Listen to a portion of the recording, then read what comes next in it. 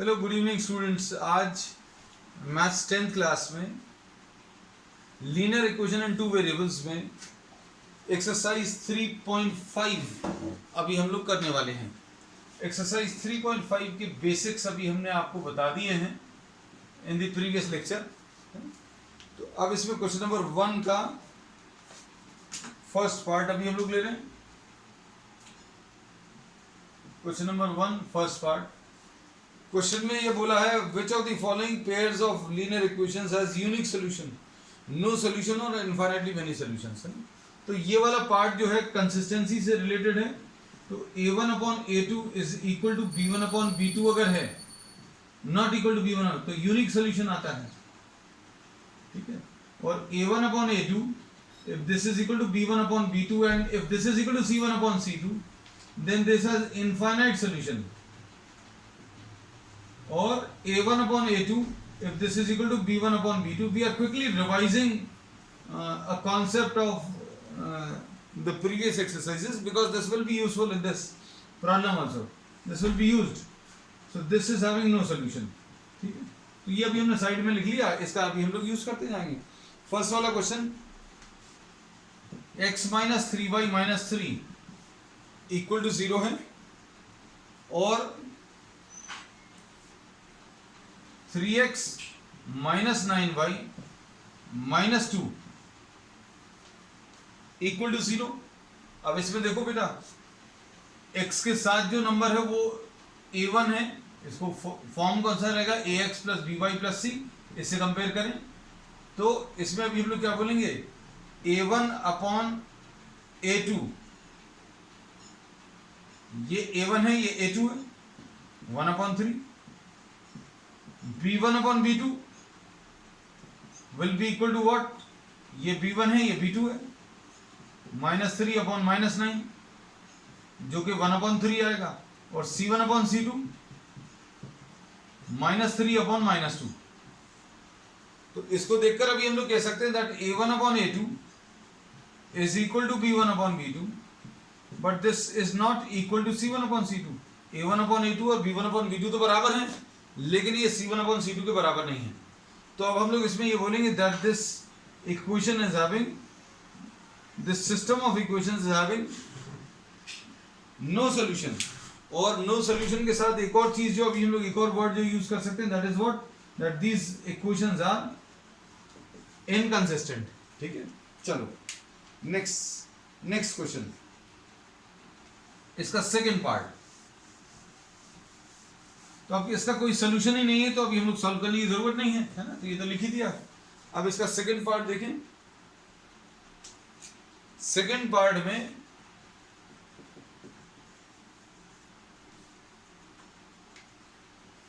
To x plus Y is equal to 5, 2x plus y equal to 5 है, और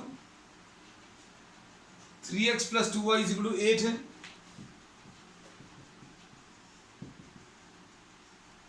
अब इसमें देखो बेटा, इसमें क्या चीज लिख सकते हैं, इसमें अभी हम लोग ऐसा लिख सकते हैं, इसको कैसा,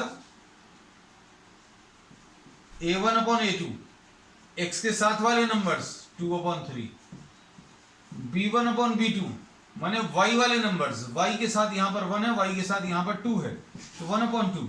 इसके आगे जरूरत ही नहीं है, a1 upon a2 is not equal to b1 upon b2, सिर्फ इतने से काम चल गया हमारा, है ना। तो अब हम लोग क्या बोलेंगे that this system of equations is having unique solution, इसका यूनिक सॉल्यूशन है पॉसिबल, है ना। तो अब यूनिक सॉल्यूशन अगर है तो यूनिक सॉल्यूशन क्या होगा, ये अभी हम लोगों को कैलकुलेट करना है using two methods, using what, find it using cross multiplication। sorry, शायद अगले प्रॉब्लम है टू मेथड्स, इसमें क्रॉस मल्टीप्लिकेशन यूज करना है। तो क्रॉस मल्टीप्लिकेशन यूज करने के लिए अभी हम लोगों ने क्या बताया था, ध्यान से सुनना। हमने ये बताया था कि आप x के साथ वाले नंबर्स नोट कर लो। सबसे पहले x के साथ 2 और 3 है, नोट कर लिया। y के साथ क्या है 1 और 2, 1 और 2 ये नोट कर लिया। फिर कांस्टेंट वाले नंबर्स ये नोट कर लिए 5 और 8, x वाले 2 और 3, 1 और 2, 5 और 8 ये नोट कर लिए। शुरू के दो कॉलम्स को आप उठाकर यहां पर कॉपी कर लो। शुरू के दो कॉलम्स ये वाले, मतलब 2 3 और 1 2, ये कॉपी कर लिए और उसके बाद इसको हटा दो पहले वाले को। ये याद रखने का तरीका है हमारा। आपको अगर सीधा सीधा ये याद रह जाए तो आप सीधा सीधा इसको भी याद रख सकते हो। फिर उसके बाद क्या करते हैं, आप x के नीचे, y के नीचे और -1 के नीचे दो दो कॉलम्स लिखेंगे। पहले ये दोनों कॉलम्स लिखेंगे, पहला दूसरा, फिर दूसरा तीसरा और फिर तीसरा चौथा। ठीक है, तो कैसा लिखोगे, 1 2 5 8, पहला दूसरा लिख लिया, फिर दूसरा तीसरा लिखो 5 8 2 3, फिर उसके बाद 2 3 एंड 1 2। देखो कैसा लिखा अभी हम लोगों ने, कैसा बोला हुआ है, इसमें पहला कॉलम दूसरा कॉलम, फिर दूसरा कॉलम और तीसरा कॉलम, फिर तीसरा कॉलम और चौथा कॉलम, ये लिख लिए x के नीचे, y के नीचे और -1 के नीचे। ठीक है, अब इसके बाद हम लोग क्या करते हैं, x अपॉन डायगोनली मल्टीप्लाई करते हैं। पहले लेफ्ट की तरफ डायगोनल एलिमेंट्स को मल्टीप्लाई करें 1 into 8 और उसके बाद माइनस साइन लगाकर बचे हुए numbers 2 into 5, y upon 5 into 3, फिर माइनस साइन लगाकर बचे हुए नंबर्स को मल्टीप्लाई कर लो, फिर -1 अपॉन 2 into 2, माइनस साइन लगाओ, बचे हुए नंबर्स को मल्टीप्लाई कर लो, बस खत्म हो गया। इतना सा मेथड है ना। अब इसका भी एक और इजी ट्रिक अभी हम आपको बता देंगे। वो ट्रिक जो है आपको यूजफुल रहेगी इन checking the answers in your exam, है ना। लेकिन ये अब हम लोग आगे की किसी क्लास में लेंगे, है ना। A trick to find out the answer in 10 second से किसी भी प्रॉब्लम का 5 से 10 सेकंड में आंसर निकाला जा सकता है ना। तो वो तरीका भी हम आपको बताएंगे और वो क्रॉस मल्टीप्लिकेशन पर ही बेस्ड है ना। उसमें इतना सब भी नहीं करना पड़ेगा। x अपॉन कितना आ जाएगा, 8 - 10, y upon 15 - 16, y upon 15 - 16, -1 upon 4 - 3, तो ये आ जाएगा x upon -2 is equal to y upon -1 is equal to -1 upon 1, ऐसा कुछ आएगा। अब ये आने के बाद आप क्या करोगे, आप ये वाला और ये वाला कॉपी करोगे, x अपॉन -2, मतलब इसको और इसको इकट्ठा कर लो, फिर उसके बाद इसको और इसको इकट्ठा कर लो, मतलब x वाला और कांस्टेंट नंबर, y वाला और कांस्टेंट नंबर, इनको पेयर अप करना है। क्योंकि अगर आप इन दोनों को सॉल्व करोगे तो सॉल्व भी नहीं हो पाएगा, क्योंकि x और y है, x वाला और बिना x और y वाला, y वाला और बिना और x और y वाला, इनको पेयर अप करना पड़ेगा। तो पेयर अप कर लिया, ये और ये इक्वल, क्योंकि ये इसके बराबर और ये इसके बराबर, तो इसको इसके बराबर लिख लो और इसको इसके बराबर लिख लो, तो कितना आ जाएगा, x की वैल्यू सिंप्लीफाई अगर करें तो x की वैल्यू -2 अपॉन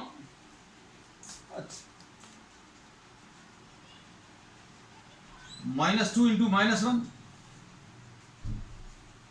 ऐसा कुछ आएगा, मतलब ये 2 आ जाएगा, और y की वैल्यू -1 इंटू -1, ये 1 आ जाएगा। तो x की वैल्यू 2 और y की वैल्यू 1 आ गई। ठीक, अब इसके बाद नेक्स्ट क्वेश्चन, इसका थर्ड पार्ट,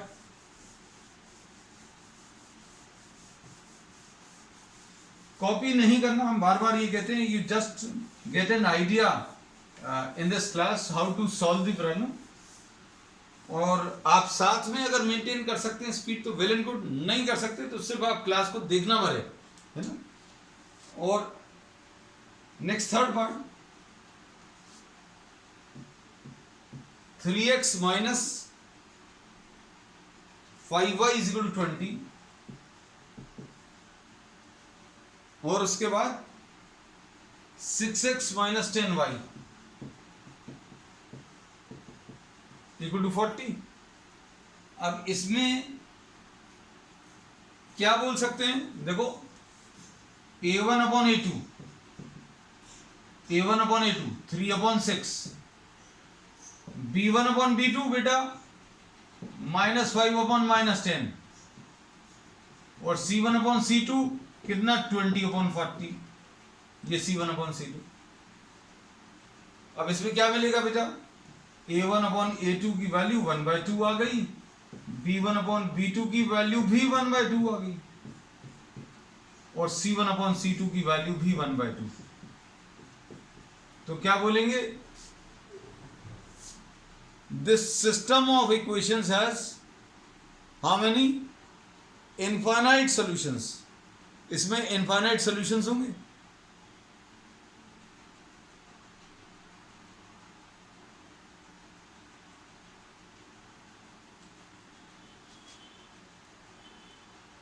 अब इसमें अभी हम लोग क्या बोलेंगे, A1/A2 is equal to B1/B2 is equal to C1/C2। This system of equations is consistent and has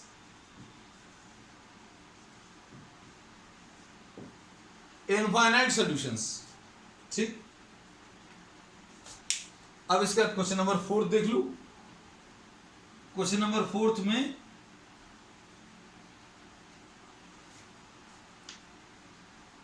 if we try to write down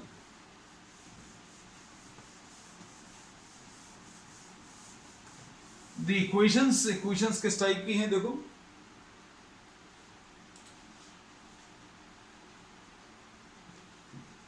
x - 3y = 7 है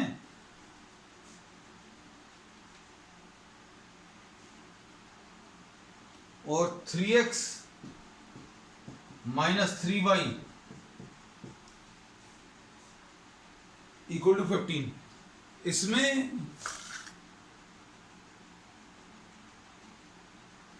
अगर आप देखें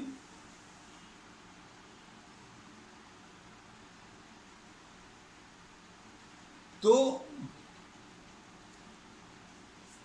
ये देखने में आपको क्या समझ में आ रहा है, कौन सा मेथड ज्यादा इजी पड़ेगा? एलिमिनेशन बहुत इजी है। आप ऐसा लिखो, -3y -3y कोएफिशिएंट्स इसके इक्वल है, माइनस लगाया, प्लस लगाया, माइनस लगाया और ये कैंसिल कर दो तो -2x = -8, x की वैल्यू 4। एक ही लाइन में इसका आंसर आ जाएगा, है ना। तो एलिमिनेशन बहुत इजी पड़ेगा आपको।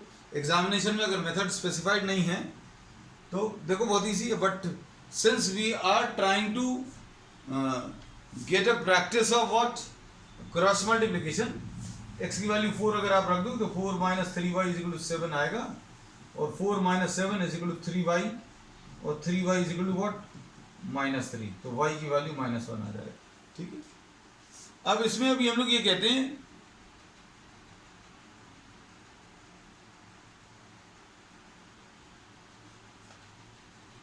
कि इसको अगर आपको सिंप्लीफाई करना है क्रॉस मल्टीप्लिकेशन से, we are writing down what, once again, A1/A2 1/3 आएगा, x के साथ यहां पर 1 है, दूसरे वाले में 3 है। B1/B2 -3/-3, ये 1 है, तो इसमें A1/A2 is not equal to what, B1/B2। ठीक, अब इसमें देखो बेटा क्या कर सकते हैं, ध्यान से देखना। अब इसको लिखने का तरीका क्रॉस मल्टीप्लिकेशन में अभी हमने आपको बता दिया कि x वाले नंबर्स कॉपी करो, x वाले 1 और 3, x वाले कॉपी कर लिए, y वाले कॉपी कर लो, -3 और -3 ये कॉपी कर लिए। फिर उसके बाद कांस्टेंट नंबर्स कॉपी कर लो, 7 और 15। उसके बाद क्या बोला है, उसके बाद का क्या है, ये दोनों कॉलम्स को उठाकर फिर से राइट साइड में कॉपी कर लो। कितना आ जाएगा, 1 3 -3 -3 और फिर इसको हटा दो। आपकी जब प्रैक्टिस अच्छी हो जाएगी तो डायरेक्टली ये लिख सकते हो, लेकिन अभी प्रैक्टिस नहीं है इसलिए अभी हम ऐसा लिखवा रहे हैं। x अपॉन लिखना है कुछ नंबर्स, y अपॉन कुछ नंबर्स लिखना है, -1 अपॉन कुछ नंबर्स लिखना है। नंबर्स कौन से आएंगे, पहला दूसरा कॉलम यहां पर, दूसरा तीसरा यहां पर, तीसरा चौथा यहां पर। पहला दूसरा, ये पहला लिख लिया, दूसरा लिख लिया, फिर दूसरा फिर से लिख लिया, तीसरा लिख लिया, अब तीसरा फिर से लिख लें, चौथा वाला लिख लें, बस खत्म हो गया। उसके बाद क्या है बेटा, एक्स अपॉन डायगोनली ऐसे मल्टीप्लाई करो, कितना आएगा -45, ऐसे ही आएगा ना। माइनस साइन लगाओ बीच में, बचे हुए नंबर्स को मल्टीप्लाई करके लिख दो। माइनस साइन जरूर लगाना, ये याद रखना। बचे हुए नंबर्स को मल्टीप्लाई करोगे तो कितना आएगा -21।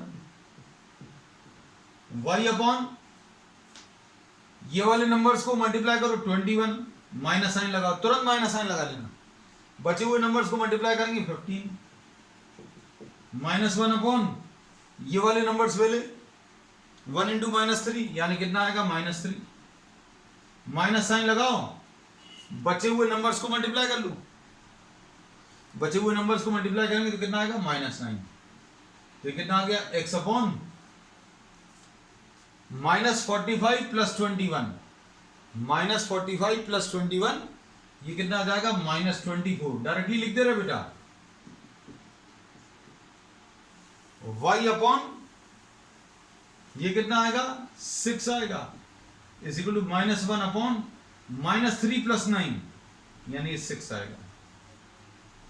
ठीक, अब क्या आएगा, पेयरअप करना है।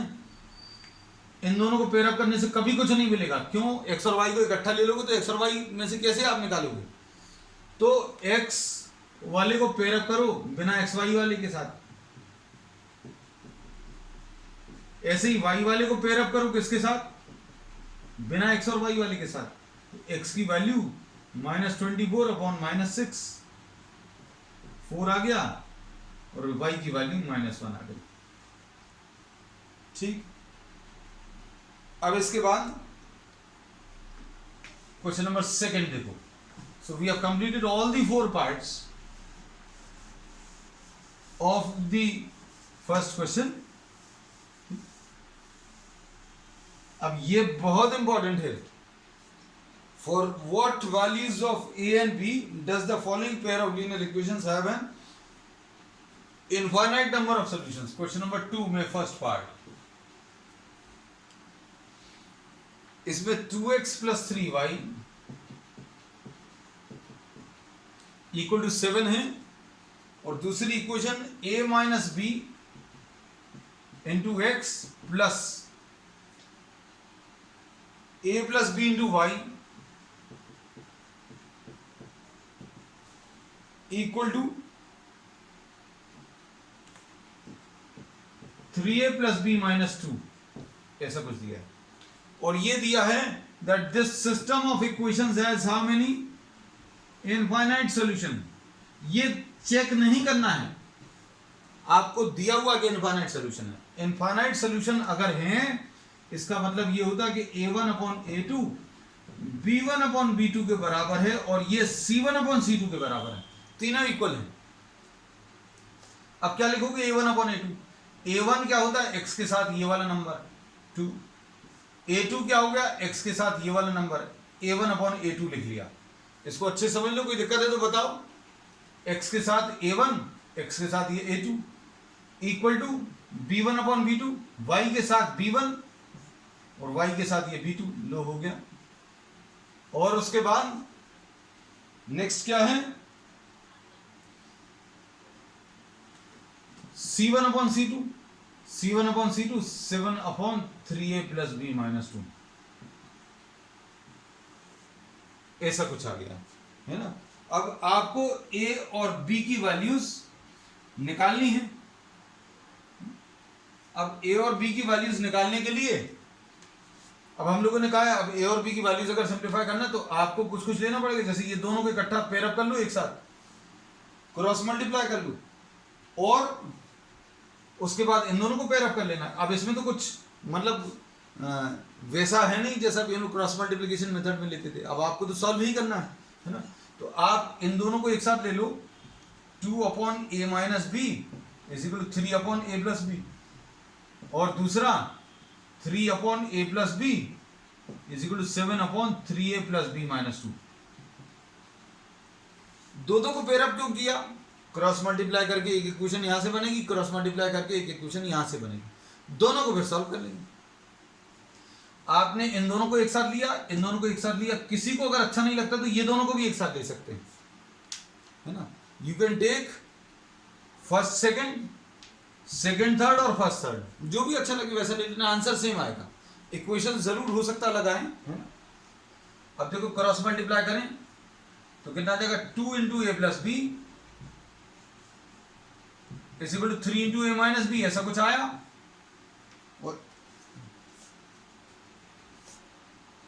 और इसके बाद क्या आएगा? 3 into 3a plus b minus 2 is equal to 7 into a plus b. हमने दोनों इक्वेशंस को एक साथ क्रॉस मल्टीप्लाई कर लिया, इसको और इसको मल्टीप्लाई करके लिख दिया, इसको और इसको मल्टीप्लाई करके लिख दिया। अब दोनों को सॉल्व कर लो, क्या आएगा? 2a plus 2b is equal to 3a minus 3b, ऐसा कुछ आया। और इधर पर क्या आ जाएगा? 9a plus 3b minus 6, brackets open कर रहे हैं, 9a plus 3b minus 6 is equal to 7a plus 7b। ठीक है। अब इसको सिंप्लीफाई करने पर क्या मिलेगा बेटा? इधर पर लिख ले रहे हैं, 2a minus 3a is equal to minus 3b minus 2b। और क्या मिलेगा? इधर पर इस वाली इक्वेशन को इधर लिख ले रहे हैं, minus a is equal to minus 5b, तो a की वैल्यू 5b के बराबर है। एक इक्वेशन ये है, इसको अभी हमने फर्स्ट नंबर दे दिया।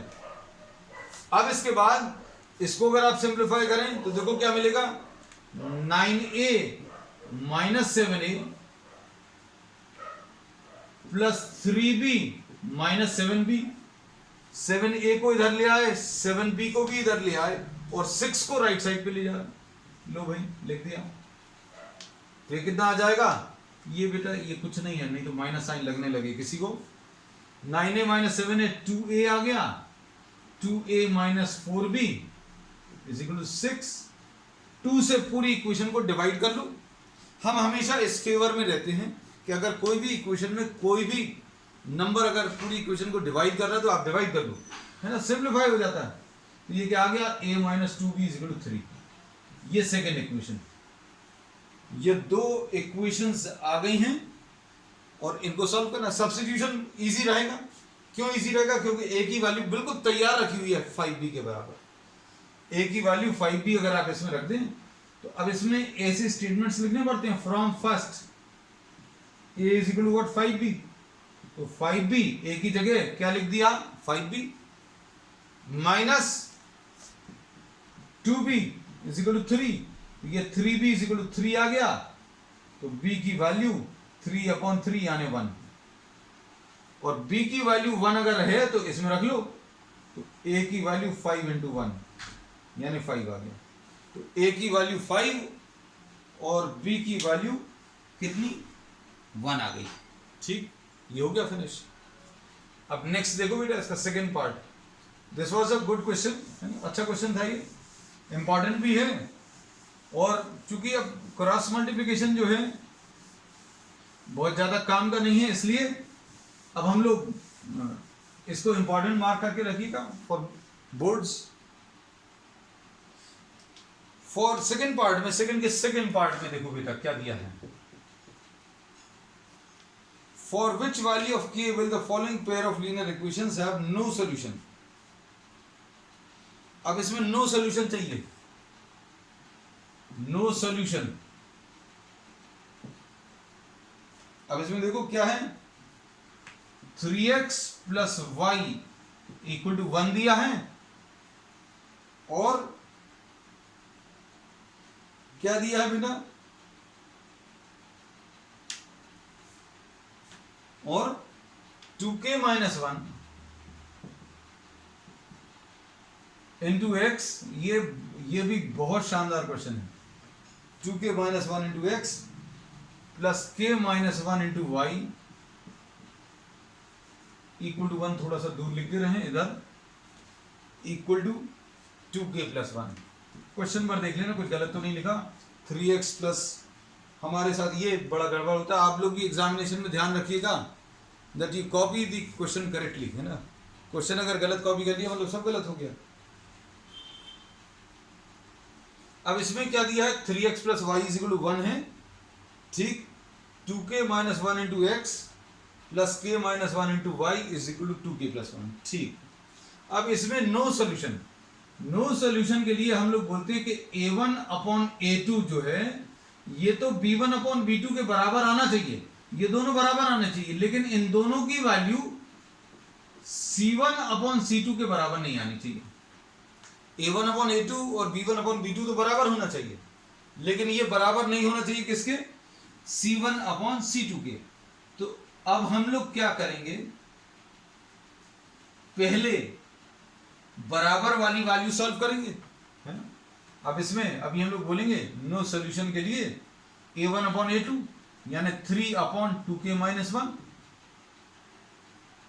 3 अपॉन 2k, a1 कितना है 3 है, a2 2k minus 1, b1 upon b2 ये 1 है और ये k माइनस 1, ये तो बराबर हो गए, लेकिन this should not be equal to, this should not be equal to what, c1 upon c2, 1 upon 2k plus 1।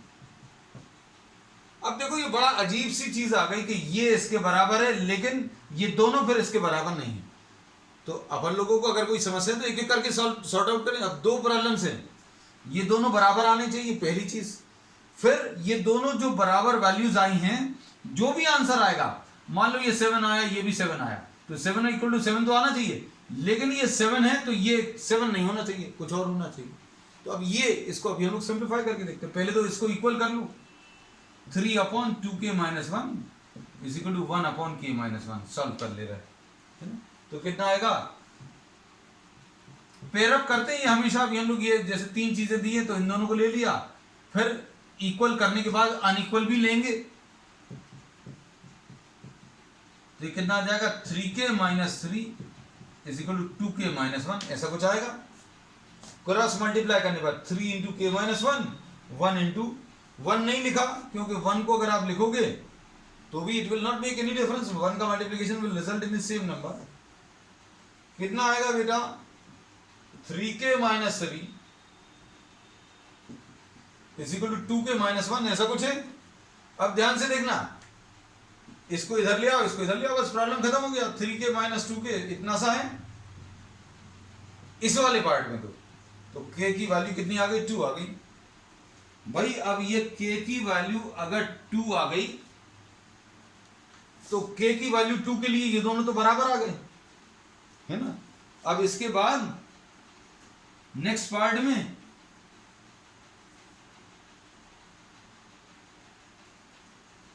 इसको देखो, k की वैल्यू 2 क्या इसको सेटिस्फाई कर रही है, तो आंसर इसका, ध्यान से सुनना बेटा, इसमें अगर आप k की वैल्यू 2 रखें, देखना 3 upon 2 into 2, 3 upon 2 into 2 minus 1 यानी 3 अपॉन 4 माइनस 1 यानी 3 अपॉन 3 यानी 1 आ गया, है ना। अब इसके बाद ये 1 अपॉन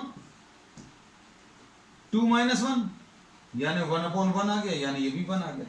मतलब k की वैल्यू अगर 2 रखोगे तो ये पूरा सॉल्व करने पर 1 आ गया, और इसको अगर आप लोगे k की वैल्यू 2 अगर आप रखोगे तो कितना 1 अपॉन 2 माइनस 1, ये भी 1 आ गया, इक्वल आ गए k की वैल्यू 2 पर।